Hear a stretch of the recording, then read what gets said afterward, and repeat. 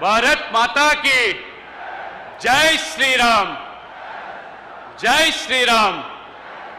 नरेंद्र मोदी गारी नायकत्వం, नरेंद्र मोदी गारी नायकत्వం। వేదిక ఆశించినటువంటి పెద్దలందరూ, లక్షలాది సంఖ్యలో విచ్చేసినటువంటి భాగ్యనగర్ ప్రజలారా, తెలంగాణ ప్రజానికమా, కార్యకర్త మిత్రులారా, మన ప్రియతమ ప్రధాని నరేంద్ర మోడీ గారు ముచ్చటగా మూడోసారి ప్రధానమంత్రిగా బాధ్యతలు చేపట్టి 5 రాష్ట్రాల ఎన్నికల ఫలితాల తర్వాత 3 రాష్ట్రాల్లో నరేంద్ర మోడీ గారి పట్ల నమ్మకంతో, విశ్వాసంతో బీజేపీ ఎన్డీఏని గెలిపించిన తర్వాత ఈరోజు వారు తెలంగాణలో కాలు మోపబోతా ఉన్నారు. ఇవాళ దానికి అర్థం ఇవాళ దేశవ్యాప్తంగా ఎక్కడ ఎన్నికలు జరిగినా పంచాయతీ నుంచి మొదలుకుంటే పార్లమెంట్ వరకు గెలుస్తున్నటువంటి ఏకైక పార్టీ అది భారతీయ జనతా పార్టీ మాత్రమే అని ఇవాళ బెంగాల్ గెలిచాము, అస్సాం గెలిచాము, పుదుచ్చేరిలో గెలిచాము. వై నాట్ తెలంగాణ అనే ఆలోచనతో పిలుపుతో ఇవాళ మోదీ గారు ఈ హైదరాబాదు భాగ్యనగరంలో అడుగు పెడతా ఉన్నారు. ఇవాళ మోదీ గారి యొక్క అభివృద్ధి ఎజెండా, మోదీ గారి మంత్రమంతా కూడా వారు అభివృద్ధి మంత్రమే.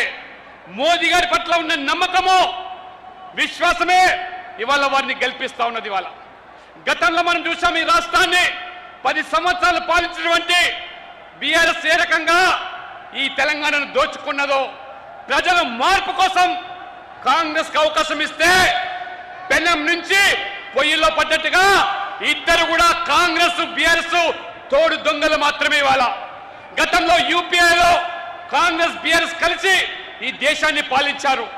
ఈ రాష్ట్రంలో 2 పార్టీలు కలిసి పాలన కొనసాగించాయి. కానీ తెలంగాణకి ఇచ్చింది ఏమిటి? ఈ 2 పార్టీలు తెలంగాణ చిప్ప చేతికిస్తే ఇవాళ నరేంద్ర మోడీ గారు చాలా స్పష్టంగా ఒక రైల్వేకు మాత్రమే ఉమ్మడి ఆంధ్రప్రదేశ్ కు 886 కోట్లు ఆనాడు కాంగ్రెస్ బీఆర్ఎస్ కలిసి ఇస్తే ఇవాళ నరేంద్ర మోడీ గారు కేవలం ఆంధ్రప్రదేశ్ కు మాత్రమే 10,000 కోట్లు రైల్వే అభివృద్ధి కోసం ఇచ్చాడు. తెలంగాణ కోసము దాదాపు 5,500 కోట్లు ఇచ్చారంటే నక్కకు నాగలోకి అనుకున్న తేడా. అందుకనే ఇవాళ మోడీ గ్యారంటీ తెలంగాణ అభివృద్ధి, మోడీ గ్యారంటీ అంటే తెలంగాణ అభివృద్ధి. తెలంగాణ అభివృద్ధి కోరుకునేటువంటి ప్రతి వ్యక్తి కూడా మాతో కలిసి రండి. తెలంగాణలో మోదీతో కలిసి వస్తే అభివృద్ధి ఏమిటో చూపిస్తాం, అవినీతి పారదోలుతాం. ఖచ్చితంగా ఇవాళ కాంగ్రెస్ పార్టీ, కాంగ్రెస్ అంటేనే కరప్షన్, కమిషన్, కమ్యూనిజం, ఈ రకంగా మతతత్వ రాజకీయాలు. ఇవాళ కాంగ్రెస్ పార్టీ తెలంగాణలో కూడా ఒక వర్గం వారి కొమ్ము కాస్తూ ఏ రకంగా ఇవాళ సమాజంలో ఉన్నటువంటి 50% పైగా ఉన్న బీసీలలో ఇవాళ ముస్లింలను చేర్చి ఇవాళ బీసీల యొక్క పొట్ట కొడతా ఉంటే, ఏ రకంగా ఖర్గే నుంచి మొదలుకుంటే ఇవాళ మొసలి కన్నీరు గార్చే మీరు ఎస్సీ ఎస్టీ బీసీల పట్ల ఒకసారి ఆలోచన చేయండి. ఈ కాంగ్రెస్ పార్టీ ఇవాళ బీసీ ఎస్సీ ఎస్టీలు మాత్రమే కాదు, మహిళలు చట్టసభలో రావాలని మోదీ గారు పట్టి మహిళా బిల్లు తీసుకొస్తే ఆ మహిళా బిల్లును ఏ రకంగా ఈ పార్టీలని అడ్డుకున్నాయో, ఆ మహిళలు, యువకులు అందరూ కలిసి ఇవాళ బెంగాల్లో కాంగ్రెస్ పార్టీని నామరూపాల కింద చేశారు.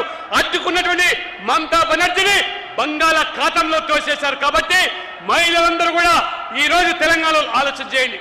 ఇవాళ సీట్లు పెంచుతాం, ఆ రకంగా కొత్త తరాన్ని రాజకీయాలు తీసుకొస్తాం. అసెంబ్లీలోనూ, శాసనసభలోనూ, పార్లమెంట్ లో సీట్లు ఉన్న శాతానికి, ఉన్న సీట్ల సంఖ్యకు 50% పెంచుతామంటే ఏ రకంగా తొండి చేసి మోకాలికి బోడిగుండుకు లెక్క పెట్టి మహిళా బిల్లును అడ్డుకున్నారు. సీట్ల సంఖ్య పెరగకుండా కుట్రలు పడుతున్నారు. ఇవాళ తెలంగాణలో సీట్లు పెరిగితే మహిళలు మాత్రమే కాదు, ఎస్సీ ఎస్టీలు కూడా రాజకీయంగా చట్టసభలో అడుగు పెట్టడానికి అవకాశం ఉంది. పార్లమెంట్ లో కూడా ఎస్సీ ఎస్టీలు ఈ ఎంపీలుగా అయ్యే అవకాశం ఉంది. కానీ ఈ ముసలి కన్నీరు గార్చేటువంటి ఈ కాంగ్రెస్ పార్టీ ఎస్సీలను, ఎస్టీలను, మహిళలే కాదు ఇవాళ యువతరాన్ని యావత్తు బీసీలు కూడా రాజకీయంగా ఎదగకుండా అడ్డుకుంటున్నటువంటి కాంగ్రెస్ పార్టీ, ఈ కాంగ్రెస్ పార్టీ కేవలం మోదీ గారి మీద ఉన్నటువంటి మరి అభివృద్ధి ఎజెండాతో పోతున్న మోదీ గారు పదే పదే అన్ని రాష్ట్రాల్లో గెలుస్తున్నారు. మూడోసారి ప్రధానమంత్రి అయినారు.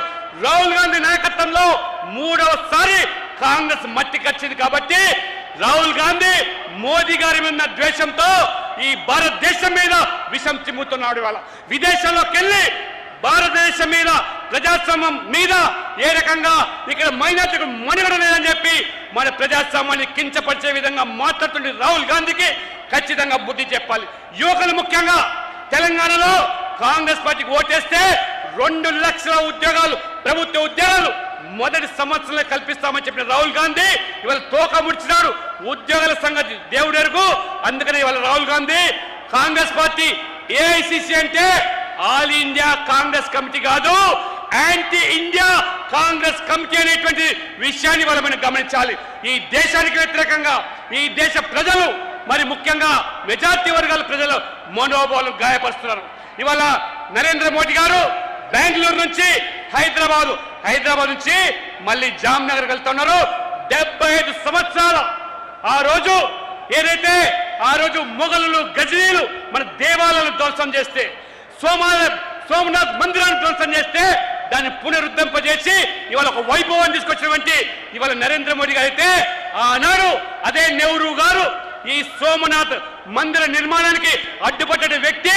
అదే రకంగా డాక్టర్ రాజేంద్ర ప్రసాద్ రాష్ట్రపతిగా కె మున్షి గారు ఆ ఆలయానికి వెళ్తే తప్పు పట్టినటువంటి నెహ్రూ గారు అయితే ఆ నెహ్రూ మన్మడి వల్ల రాహుల్ గాంధీ కూడా ఇవాళ రాముడు జన్మించినటువంటి అయోధ్యలో రామ మందిర నిర్మాణం చేస్తే మోదీ గారు దాన్ని కూడా అడ్డుకుంటారు. కాబట్టి వీళ్ళ మొత్తం అంతా కూడా ఈ నెహ్రూ కుటుంబం కాంగ్రెస్ పార్టీ హిందువుల పట్ల హిందువుల మనోభావాలను గాయపరిచే విధంగా వ్యవహరిస్తుంది. కాబట్టి తెలంగాణ ప్రజలు దయచేసి అభివృద్ధి కావాలన్నా, మెజార్టీ ప్రజలకు రక్షణ కావాలన్నా ఇవాళ కాంగ్రెస్ ప్లస్ బీఆర్ఎస్ అంటే ఇవాళ ఎంఐఎం పార్టీ మాత్రమే.